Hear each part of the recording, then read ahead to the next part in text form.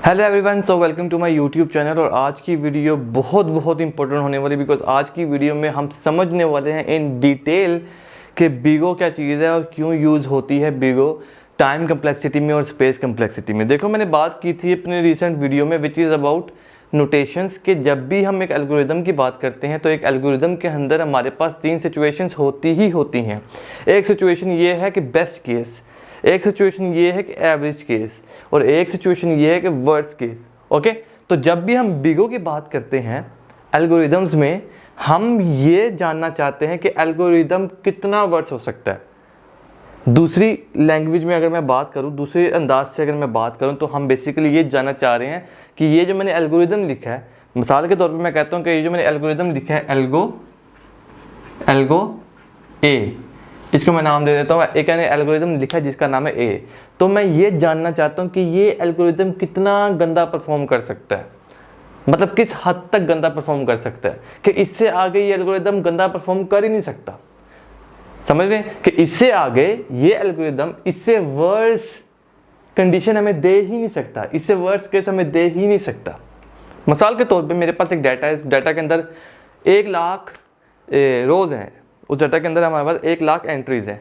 तो मैं क्या कहूँगा कि यार इस एल्गोरिदम का वर्स्ट केस ये है कि ये इसको 1,00,000 दफ़ा लूप चलानी पड़ेगी कोई यूज़र फाइंड करने के लिए।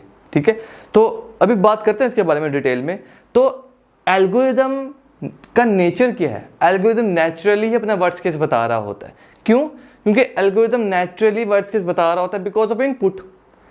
ओके, और हमने पढ़ा भी ये है कि टाइम कम्प्लेक्सिटी या स्पेस कम्प्लेक्सिटी की बात करें तो टाइम कम्प्लेक्सिटी और स्पेस कम्प्लेक्सिटी लिंक है इनपुट के साथ, और कोई एल्गोरिदम कितना गंदा परफॉर्म कर सकता है कि उससे ज़्यादा वर्ड्स करेगा नहीं।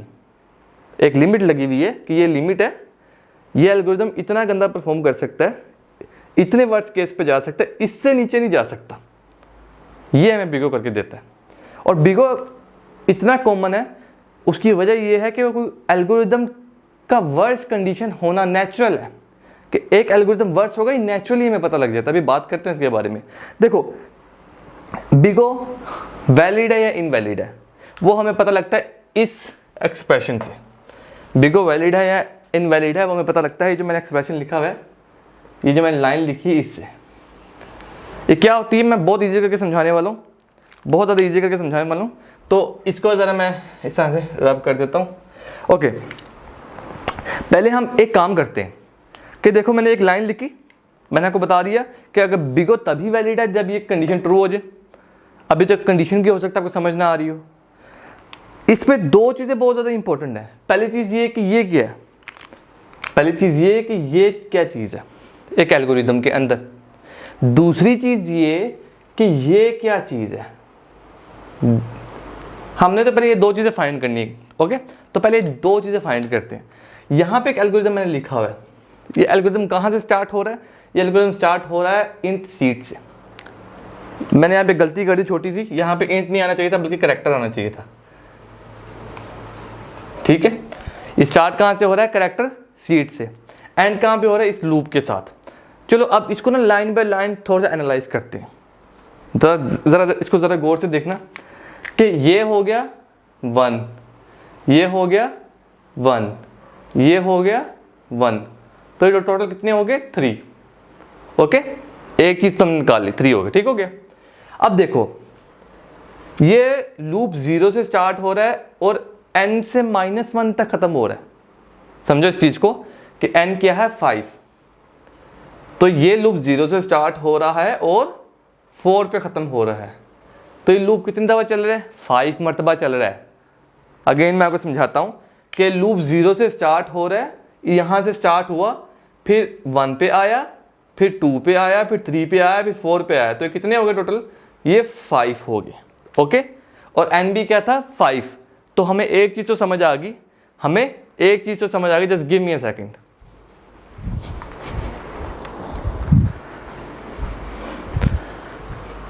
तो हमें एक चीज तो समझ आ गई, और वो चीज क्या है कि ये लूप n दफा चलने वाली है। ओके, और वो n क्या है? ये लूप n दफा चलने वाली है, यानी कि ये लूप चलने वाली है इनपुट साइज के मुताबिक, विच इज n। अगर यहाँ पे n आ जाए 10 तो ये चलेगी 10 मरतबा। ये लूप, स्पेसिफिकली इस लूप की मैं बात कर रहा हूँ। अब देखो एक चीज़ तो हमें समझ आएगी कि ये लूप कितनी दफ़ा चलेगी, ये लूप चलेगी n मरतबा, ठीक है, ओके। अब इस लूप के अंदर तीन चीज़ें और भी तो हैं, एक ये है, एक ये है और एक ये है। तो ये इनको जब मैं सम करूँगा तो क्या बना, क्या बना, 3 बना, ठीक है। तो एक लूप n दफ़ा तो चल रही है, लेकिन वो हर दफ़ा 3 काम कर रही है। वो लूप हर दफ़ा चलने के बाद 3 काम कर रही है। आई होप C++ क्लियर आपको, नहीं क्लियर तो एक प्लेलिस्ट बना रहा हूँ, वो वीडियोस जाके देखना C++ की। तो ये लूप अंदर जाके 3 काम कर रही है, क्लियर। तो हम ये कह सकते हैं कि ये लूप अंदर जाके 3 काम कर रही है। अगर एक दफ़ा में 3 काम करी तो n दफ़ा में कितने काम करेगी, 3 को n से मल्टीप्लाई कर दो, ठीक हो गया। अगर एक दफ़ा में ये लूप 3 काम कर रही है तो 2 दफ़ा में कितने करेगी, 2 दफ़ा कितने काम हो जाएंगे, 6 काम, पिछले 3 अगले 3 प्लस कर दिए। तीसरी दफ़ा 9 काम, तीनों को प्लस कर दिया, उससे अगली दफ़ा फिर प्लस कर दो, ठीक है। तो मैंने प्लस करने के बजाय मल्टीप्लाई कर दिया, सिंपली n को 3 के साथ मल्टीप्लाई कर दिया, ठीक है। यहाँ पे हमारे पास एक फंक्शन आ गया, उस फंक्शन का नाम क्या, देखो ज़रा, हमारे पास एक फंक्शन आ गया कि f1, ये आ गया हमारे पास, ये आ गया fn इक्वल टू, इस 3 को मैं पकड़ लेता हूं पहले, 3n प्लस 3। अब देखो ये 3n गया यहां पे और ये 3 गया यहां पे। अब हमें एक चीज तो क्लियर होगी कि f1 किस चीज का नाम है, ओके। आपके सामने मैंने क्लियर कर दी, fn किस चीज का नाम है। नेक्स्ट क्वेश्चन हमारा ये है कि gn किस चीज का नाम है। gn किस चीज का नाम है। जो fn आ रहा है उसमें से सारे कांस्टेंट हटा दो, जो fn आ रहा है उसमें से सारे कांस्टेंट हटा दो, वो बन जाएगा gn। मिसाल के तौर पे यहाँ पे fn क्या आ रहा है, 3n प्लस 3। मैंने क्या किया कि इसको इस तरह लिख दिया, जिस तरह था वैसे लिख दिया, मैंने कांस्टेंट हटा दिए, तो अब क्या बना, n बना। So this is our gn। तो 2 इंपॉर्टेंट चीजें मैंने आपको लाइव इस एल्गोरिथम में करके दिखाई हैं कि what is fn and what is gn। Now let me show you one important thing, late me show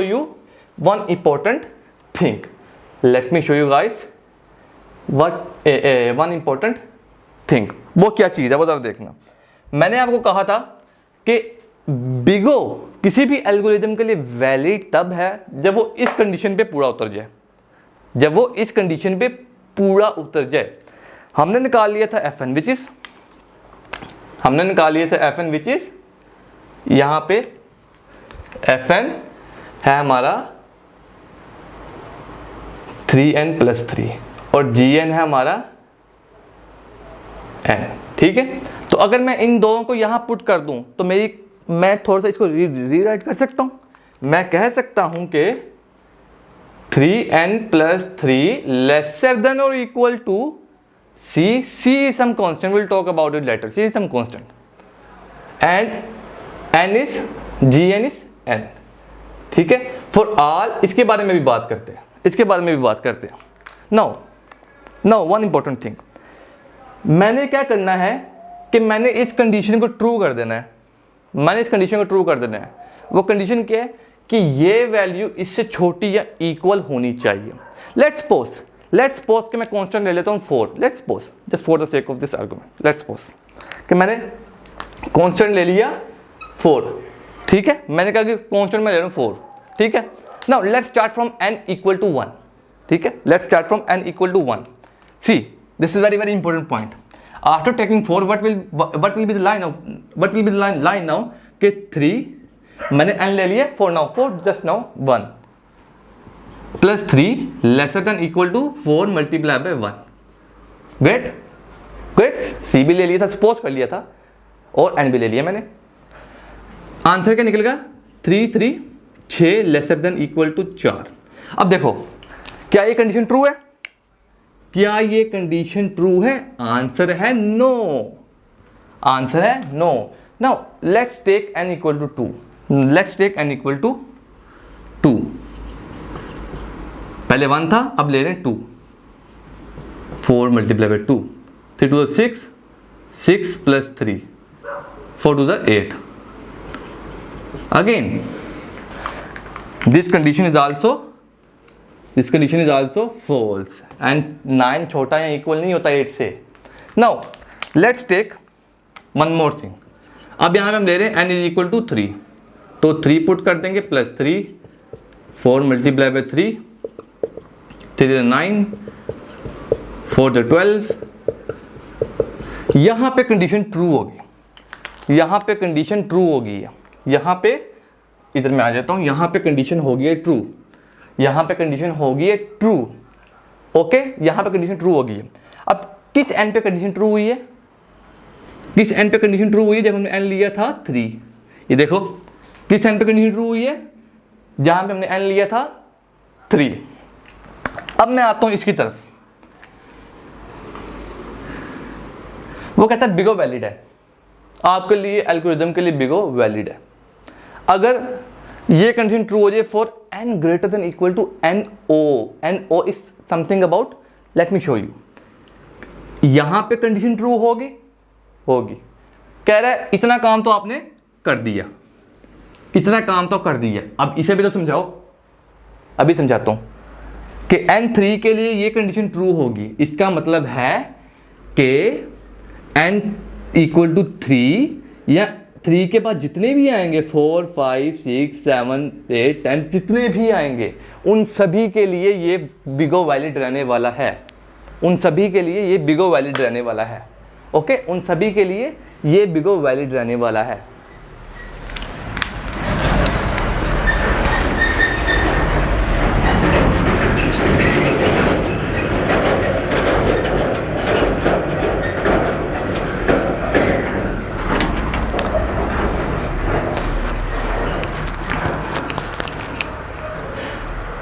okay, उन सभी के लिए बिगो वैलिड रहने वाला है.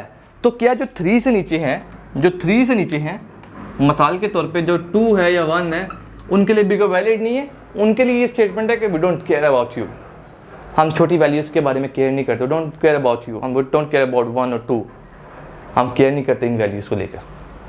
हमें बड़ी वैल्यूज़ चाहिए, बिगो को बड़ी वैल्यू चाहिए, बिगो छोटी वैल्यू से कुछ नहीं. ओके, तो दिस इज हाउ मैंने इस लाइन को एक्सप्लेन किया आप लोगों को. नाउ एक काम मैं करता हूँ, खुद सोच के ज़रा देखो. आपने अगर इसको सोचा कि कांस्टेंट की वैल्यू सपोज क्यों कर रहे हैं, is it possible? Just for the sake of this argument, just for the sake of this example, just to teach you something about this line, I just के एक सपोज कर लिया C मैंने. But did you think video देखते हुए कि यार क्या कुछ ऐसा वे है कि सी बेस्ट निकले, हमारे पास कोई ऐसी कांस्टेंट वैल्यू हो जो बेस्ट हो? Answer is yes. Late me show you. This is not very hard, it's very easy. आपने अगर किसी भी एल्गोरिदम के लिए उसका बेस्ट सी निकालना हो, क्या करना है आपने, मैं बताता हूं आपको, मैं भी बताता हूँ गाइस आपको. ये लिख लिया 3n3 lesser than equal to C, हमें नहीं पता क्या है, हम निकालने वाले हैं बेस्ट, हमें पता नहीं है क्या है, multiply by gn, what is this n. हमने क्या करना है, हमने दोनों साइड से n को डिवाइड कर देना, हमने n को खत्म करने की कोशिश करनी है. सी ये चूंकि मल्टीप्लाई हो रहा है तो एक दफ़ा ये n से डिवाइड, ये n से डिवाइड, ये n से डिवाइड, लेफ्ट साइड को राइट साइड को n से डिवाइड कर दिया, n से कटा, n से कटा, आउटपुट क्या आया मेरे पास 3 + 3 ओवर n c. अब हम देखते हैं बारी बारी करके 1 से स्टार्ट करते हैं कि क्या वैल्यू आती है c की क्या वैल्यू आती है. n को 1 करके देखते हैं. देखो अगर मैं n को कर दूं 1, c अगर मैं n को कर दूं 1, 3 + 3 ओवर 6, इस लाइन का क्या मतलब है, इस लाइन का क्या मतलब, इस लाइन का मतलब ये है कि c greater than equal to 6. अगर मैं c को ग्रेटर देन या इक्वल टू 6 रखूं तो n हमारा 1 बन जाएगा. n हमारा 1 बन जाएगा। कैसे? अगर मैं c को ग्रेटर देन 6 रख दूं तो n हमारा 1 बन जाएगा। समझना मैं जो समझाने जा रहा हूँ कि जब मैं चीज़ समझाने जा रहा हूँ तो समझना कि हमने एक चीज़ फाइंड की which is c greater than equal to 6, हमने फाइंड कर लिया। और मैंने कहा कि ये कह रहा है कि अगर मैं पुट कर देता हूँ 3n + 3c multiply by n, मैं कह रहा हूँ कि अगर हमने c को ग्रेटर देन इक्वल टू 6 रख दिया तो n हमारा 1 पे भी काम कर जाएगा। पहले किस पे काम कर रहा था? पहले किस पे कंडीशन ट्रू हो रही थी? 3 पे। अब मैं कह रहा हूँ 1 पे भी हो जाएगी, क्योंकि हमने कॉन्स्टेंट निकाला है, हमने इस दफ़ा सपोज नहीं किया, हमने निकाला है। सो अगर मैं कह दूँ 3 1 + 3 6 1 6, ये लो कंडीशन ट्रू होगी। अब बी को कह रहा है जाओ तुम पे तरस खाया मैंने, अब मैं 3 को नहीं देखूंगा, अब मैं 1 को भी देखूंगा, 2 को भी देखूंगा, 3 को भी देखूंगा, 4 को भी देखूंगा, सब कुछ देखूंगा मैं। अब मैं सब कुछ देखूंगा, टेंशन लेने की जरूरत नहीं तुम्हें, अब मैं सब कुछ देखूंगा। 2 को देखूंगा, हाँ देखूंगा, क्यों नहीं देखूंगा। 3 2 6, इधर लेके आता हूँ 6 3 9, ये लो कंडीशन ट्रू होगी, होगी। कह रहा मैं 2 को भी देखूंगा। और वैसे भी हमें ये क्या बता रहा है कि अगर इस पे वैलिड आ गया है, अगर n इस पे वैलिड आ गया है 1 पे, तो इसका मतलब 2 पे भी आएगा, 3 पे भी आएगा, 4 पे भी आएगा। वीडियो थोड़ी लंबी हो सकती है मगर मैं आपको समझाना चाहता था ये बात। अब एक इंपॉर्टेंट बात मैंने आपसे करनी है, एक इंपॉर्टेंट बात मैं करने जा रहा हूँ, एक इंपॉर्टेंट बात मैं करने जा रहा हूँ आप लोगों से।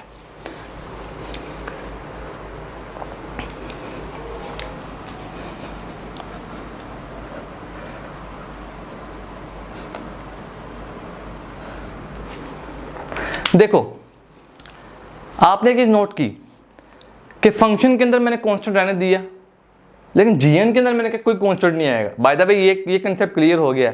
ना अब नेक्स्ट कंसेप्ट में जा रहा हूँ, विच इज वेरी इंपॉर्टेंट। मैंने कहा कि एफएन पे तो कांस्टेंट आएगा, जीएन पे नहीं आएगा। G n is the main big O, g n is the main complexity that we are finding. Okay, so complexity के अंदर हमने कांस्टेंट निकाल दी, कंप्लेक्सिटी के अंदर हमने कांस्टेंट निकाल दिए। अभी मैंने करके दिखाया आपको। क्यों? ये क्वेश्चन है वाई, इस वाई का आंसर देना, इस वाई का आंसर देना है। सी लेट्स सपोज वाई का आंसर क्या है कि बिगो केयर करता है बिहेवियर की। बिगो ये देखता है कि एल्गोरिदम का इंक्रीमेंटल बिहेवियर क्या है। नहीं समझ आई? समझाता हूं मैं। ये देखो मैंने यहां पे एक चार्ट बना दिया, 1 2 3 4 5 6 1 3 6 9 12 15। ठीक है, ग्रेट है। Okay, this is nothing but n। ठीक है, and this is the function value. ठीक है, अब देखो सपोज मैंने n हटा दिया, और सपोज मैंने कांस्टेंट हटा दिया। I am not taking care over constant, हटा दिया मैंने कांस्टेंट। ठीक है, कांस्टेंट हटा के मैंने कहा था कि ये चलेगा n दफा। मैंने आपको साबित भी किया था 1 0 से 4 तक दिखा के, ये चलेगा n दफा। फिर मैंने कहा था कि यार ये 1 1 1 1 जो कांस्टेंट भी लगा देता हूँ। मैं कह रहा हूँ कि मैंने नहीं लगाना कांस्टेंट। क्यों का आंसर मैं भी देता हूँ आपको, क्यों का आंसर मैं भी देता हूँ। देखो देखो अगर मैं आपको कहूं कि ये n है 5 ना हो के 2, अगर मैं कहता हूं कि ये है 2, तो लूप कितनी दफा चलेगी? आपको कोई सर 2 दफा चलेगी। मैं कहता हूं ठीक है, कोई प्रॉब्लम की बात नहीं है। इसको ग्राफ में पुट कर लेते हैं ना कि अगर n 2 है तो लूप 2 दफा चलेगी। ये लो, और नहीं मैंने कुछ किया, ये लो बस पॉइंट डाल दिया। ठीक है, मैं कह रहा हूं कि अगर लूप है 4, अगर n है 4, अगर इस n को मैंने कर दिया 4, तो लूप फिर कितनी दफा चलेगी? आप कहोगे सिंपल सा आंसर है 4 दफा चलेगी। मैं कहूँ क्यों? We not taking about any constants, हमने कैलकुलेशन करनी ही नहीं है, हमने कॉन्स्टेंट निकाल दिया। तो सर अगर n 4 है तो लूप भी तो 4 दफा चलेगी ना? चलेगी, बिल्कुल चलेगी। तो ये लो ये लो ये, और यहाँ से मैंने पकड़ लिया, यहाँ से मैंने पकड़ लिया, यहाँ से मैंने पकड़ लिया गाइस, सॉरी यहाँ पे आना है, यहाँ से मैंने पकड़ा 4, ये लो, इसको मैं हटा देता हूँ, इसको मैं हटा देता हूँ। अब आपने एक चीज़ नोट की, आपने एक चीज़ नोट की कि फंक्शन लीनियर है, n2 है तो लूप भी 2 दफ़ा, n4 है तो लूप भी 4 दफ़ा, n6 है तो लूप भी 6 दफ़ा। इसको मैं इस तरह लिख सकता हूँ, ये लो जी लाइन, स्ट्रेट लाइन आ गई, मुझे पता लग गया मेरे एल्गोरिथम का बिहेवियर यूजिंग बी को, मुझे एल्गोरिथम का बिहेवियर पता लग गया कि भाईजान ये लीनियर बिहेवियर का, ये एल्गोरिथम लीनियर बिहेवियर का है, ठीक है। नाउ अब हम कांस्टेंट पुट करते हैं, अब हम कांस्टेंट पुट करते हैं। कांस्टेंट क्या थे, कांस्टेंट क्या थे, ये देखना, कांस्टेंट क्या थे, कांस्टेंट थे 3n, और ये क्या था 3। मैं कहता हूं कि स्टूडेंट्स वही सेम कंडीशन n2 रखो, आंसर बताओ मुझे। आप लोगों ने कहा कि n2 रख के 6 + 3 9 आ गया, मैं कहता हूं ठीक है, नो प्रॉब्लम। इस दफ़ा मैं इस ब्लू से करता हूं, बल्कि ब्लू से कर लेता हूं। 2 के लिए आया 9, तो इसको मैं ऊपर लेके जाता हूं, और ये लो जी, ये लो,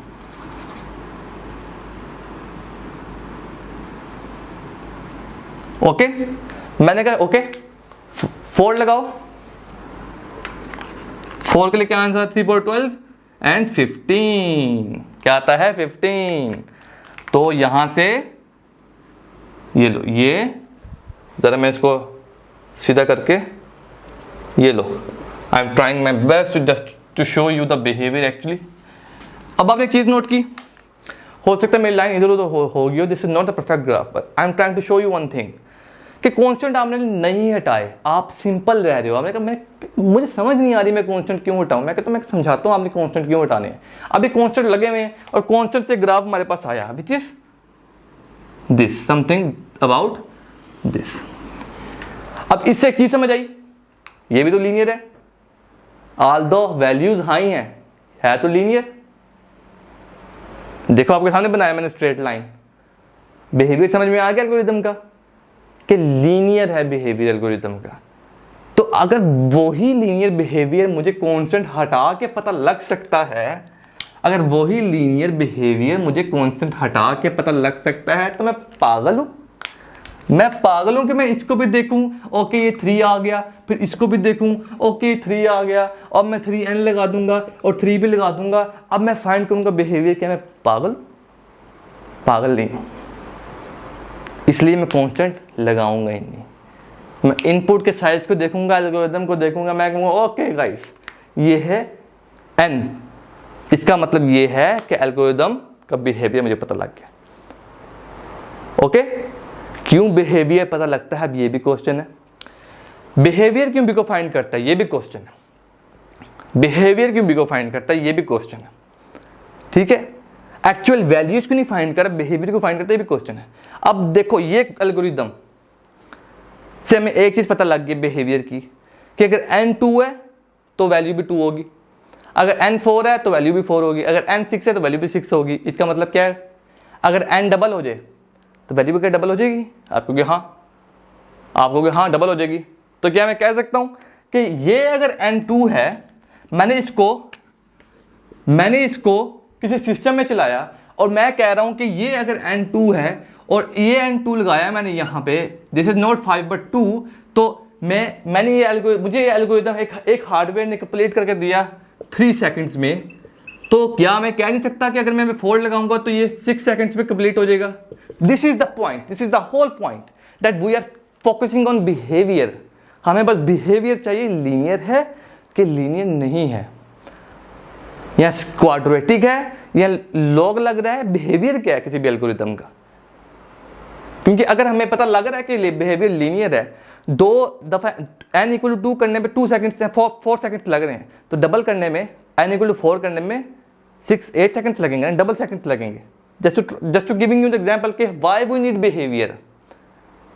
हमें पता लग जाएगा कि एक एल्गोरिथम अगर n2 करने पे हमें एक पता लग गया कि ये एल्गोरिथम लीनियर है, n2 करने से वैल्यू 2 आ रही है, n4 करने से वैल्यू 4 आ रही है, ठीक है। यानी कि अगर n2 था तो 2 थी, 4 था तो 4 थी, डबल हो रही थी, ठीक है।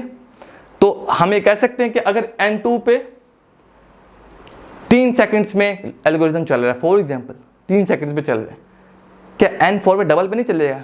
चलेगा, लीनियर है, ठीक है। So this is how, this is the big O. Now one important thing, I didn't tell you the how to analyse the different kinds of algorithms. I didn't tell you, मैंने आपको नहीं बताया कि different kinds of algorithm को कैसे analyse करना है। वो नेक्स्ट वीडियो में हम डिटेल में पढ़ेंगे कि कांस्टेंट टाइम क्या होता है, एन टाइम क्या होता है, क्वाड्रेटिक एन क्या होता है, लॉगरिथम लॉग एन क्या होता है, एन लॉग एन क्या होता है, 2 की पावर एन क्या होता है, डिटेल में पढ़ेंगे जो कॉमन कम्प्लेक्सिटीज हैं। मगर समझाना ये जरूरी था कि बिग ओ किस चीज का नाम है। Thanks for watching this video and I will see you in the next lecture.